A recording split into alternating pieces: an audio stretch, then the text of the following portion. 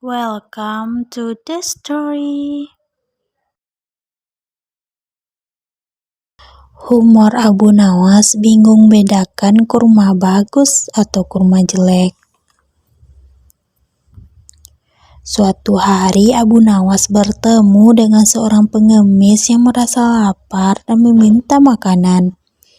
Ia sangat ingin membantu, tapi ia tidak memiliki apapun di rumahnya. Abu Nawas kemudian bertanya apakah pengemis itu ingin pekerjaan meskipun pekerjaan cukup berat. Pengemis tersebut menyatakan kesediaannya untuk bekerja. Abu Nawas akhirnya membawa pengemis itu bertemu dengan temannya, yakni Abu Wardah. Abu Wardah memberikan pengemis tersebut pekerjaan untuk mencabut rumput di kebun rumahnya. Pengemis itu bekerja dengan rajin dan cepat menyelesaikan pekerjaannya. Namun kemudian Abu Wardah memberikan pengemis itu tugas yang lebih sulit, yakni memisahkan kurma yang bagus dan kurma yang jelek. Saat kembali untuk melihat pekerjaan pengemis tersebut, Abu Wardah menemukan pengemis itu tertidur dan pekerjaan belum selesai. Ketika ditanya mengapa pekerjaan belum selesai, pengemis tersebut mengaku bingung membedakan kurma yang bagus dan yang kurang bagus, karena tidak diberi arahan yang jelas. Abu Nawas tersenyum melihat situasi ini dan menganggapnya sebagai pelajaran. Ia kemudian menegaskan pentingnya memberikan arahan yang baik kepada pekerja agar mereka dapat menyelesaikan tugasnya dengan benar. Allahu a'lam. Kisah Abu Nawas bisa menjahit batu pecah sampai bikin raja mengaku kalah. Abu Nawas diperintah oleh raja untuk menjahit lumpung batu yang pecah.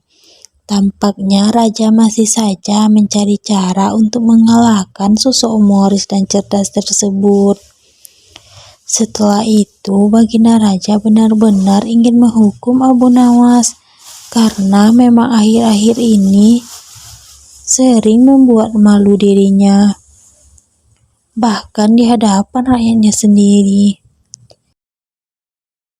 Siasat apa ya supaya Abu Nawas bisa tertipu? Pikir baginda raja dalam hati. Untuk beberapa lama baginda raja masih belum menemukan caranya. Akhirnya dia terpaksa meminta bantuan dari menteri-menteri. Tapi dari sekian banyak usulan para menterinya, tidak ada satupun yang menurut baginda raja berbobot. Tipuan yang kalian usulkan sangat mudah dipecahkan. Jangankan Abu Nawas, aku sendiri bisa dengan mudah menebaknya, ujar baginda merasa tidak puas. Tiba-tiba penasihat kerajaan berkata, "Ampun Paduka yang mulia, bukankah Paduka mempunyai batu lumpang yang sudah retak? Suruh saja Abu Nawas menjahitnya." Mendengar hal itu, baginda raja langsung kegirangan. "Usulanmu bagus, aku setuju dengan idemu. Cepat panggil Abu Nawas kemari," kata baginda raja. Singkat cerita, datanglah Abu Nawas menghadap baginda raja. "Ampun beribu ampun Paduka yang mulia, ada gerangan apa Paduka memanggil hamba?" tanya Abu Nawas. "Aku ada tugas baru untukmu," ujar baginda raja. "Tugas apakah itu, wahai Paduka yang mulia?" tanya Abu Nawas lagi. "Aku punya lumpang yang terbuat dari batu, tapi sayang, retak dan terbelah menjadi dua. Aku ingin kau menjahit lumpang itu agar menyatu lagi," tutur baginda raja. Tubuh Abu Nawas mendadak berkeringat mendengar perintah tersebut. Wajahnya langsung berubah menjadi pucat. "Jebakan apa lagi ini? Mana ada batu bisa dijahit?" gerutu Abu Nawas dalam hati. Abu Nawas, kenapa kau malah bengong? Aku kasih waktu sehari. Kalau kau tidak bisa, maka akan mendapat hukuman, gertak Baginda Raja. Sekarang kau pulang dan bawa rumpang batu yang retak ini, perintah Baginda Raja. Setelah itu, Abu Nawas pamit kembali pulang. Setibanya di rumah, ia langsung pergi mengumpulkan batu-batu kecil yang serupa dengan lumpang batu tersebut. Keesokan harinya, Abu Nawas pergi menuju istana dengan membawa batu-batu kecil dan lumpang batu milik Baginda Raja. Setelah sampai di istana, Baginda Raja langsung bertanya kepada Abu Nawas. "Hei Abu Nawas, apakah lumpang batunya sudah dijahit?" tanya Baginda Raja. "Ampun Paduka yang mulia, hamba sudah mengumpulkan batu-batu kecil yang sama persis jenisnya dengan lumpang batu milik Paduka. Dan hamba minta tolong kepada Paduka untuk memilihkan surat dari batu-batu kecil yang hamba kumpulkan. Setelah itu hamba akan jahit batu lumpang milik Paduka," jawab Abu Nawas. "Apa-apaan kau ini? Siapa juga yang dapat membuat batu sekecil itu menjadi benang?" tanya Baginda Raja. "Ampun beribu ampun Paduka yang mulia, tapi lumpang batu mirip Paduka tidak bisa bila dijahit pakai benang biasa. Lumpang batu itu harus dijahit dengan benang yang terbuat dari batu," ujar Abu Nawas. Mendengar penjelasan Abu Nawas, Baginda Raja pun tidak bisa berbuat apa-apa. "Kau memang cerdik Abu Nawas," ungkap Baginda Raja dalam hati. Dengan terpaksa, Baginda Raja kembali membebaskan Abu Nawas. Sosok Omoris itu pun lolos dari hukuman, meskipun tidak bisa menyelesaikan tugas mustahil yang diberikan Baginda Raja. Wallahu a'lam bishawab. Cerita Abu Nawas gampang hitung jumlah ikan di laut hingga bintang di langit. Abu Nawas mendapat ujian serta pertanyaan dari Baginda Raja. Dia menjadi sosok labuhan akhir saat pertanyaan-pertanyaan Raja tidak bisa dijawab orang-orang istana. Ketika itu Baginda Raja melontarkan pertanyaan terkait jumlah bintang di langit dan ikan di lautan kepada Abu Nawas.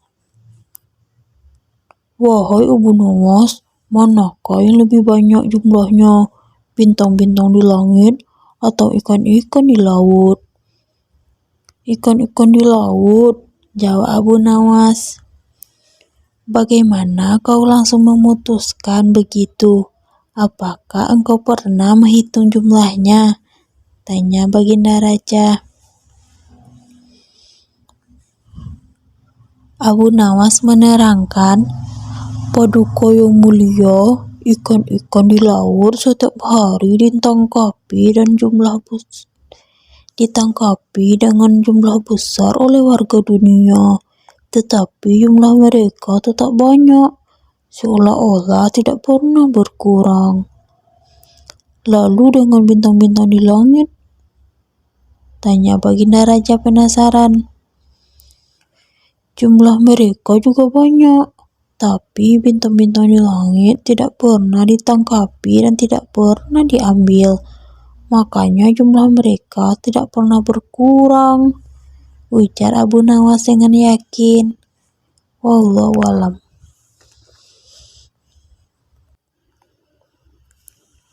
Pakai domba, Abu Nawas bikin rumah sangat sempit jadi luas banget. Abu Nawas membuat rumah yang sangat sempit menjadi luas banget. Berawal di kampung tempat Abu Nawas tinggal, ada seorang pria dengan istri dan 8 anak. Pria itu mengeluhkan kepada Abu Nawas bahwa rumahnya sangat sempit dengan anggota keluarganya yang cukup banyak tersebut.